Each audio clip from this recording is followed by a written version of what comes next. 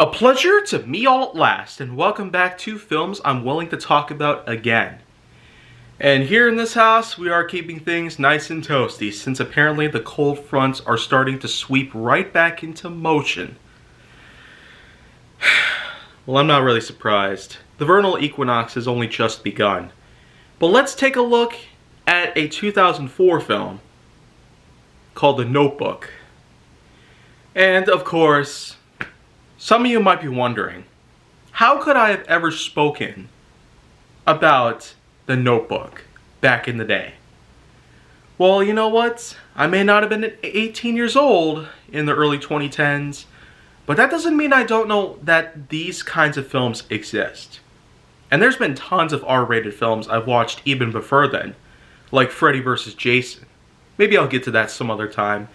But the point is that the main fatal flaw with being able to have certain things in your life, like television, cable access, platform streaming, and website browsing, is that there's not necessarily a lot of regulation that people are able to put into.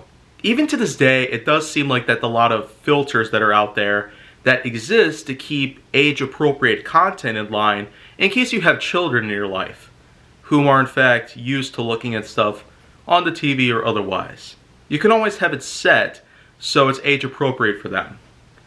But yet there's lots of cases where people ignore this stuff and allow their kids to watch whatever they're possibly going to watch, whatever they feel like. That's a huge flaw even today that I feel like needs a lot of work and a lot of consistency.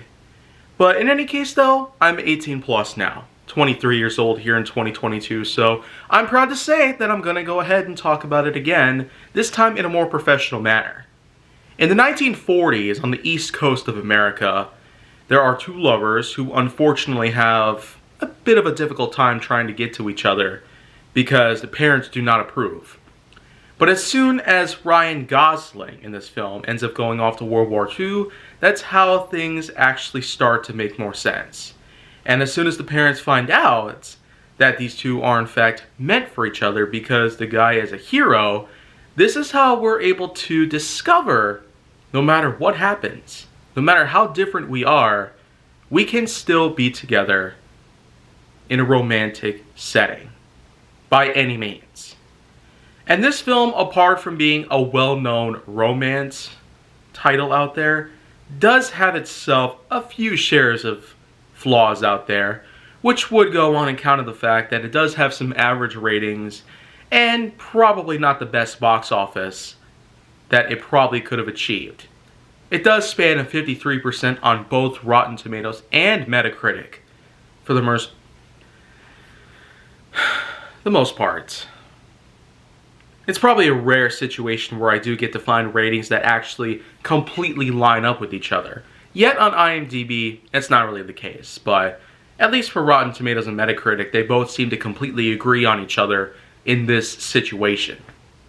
It's also interesting to note that this film was literally released 3 weeks after my 5th birthday.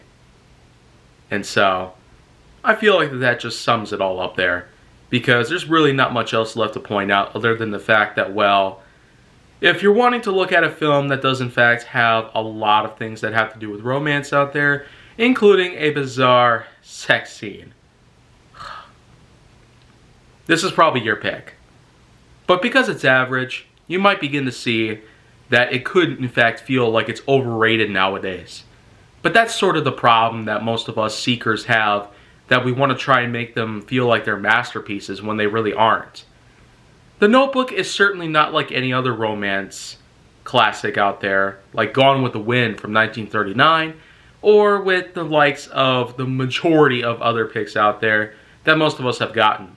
Even in recent years, with films like The Photograph, for example, it does kind of seem like there are some things that we are looking forward to getting to see out there in the romance genre, by all accounts.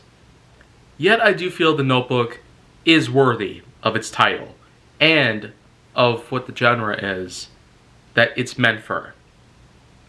So if you're part of that audience, then well, this is a good pick.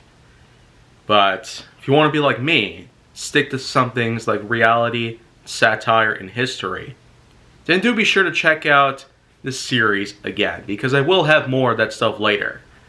But if you want to see more go down on my channel, then make sure that you like, subscribe, comment, follow me on social media, and stay on the Hollywood side.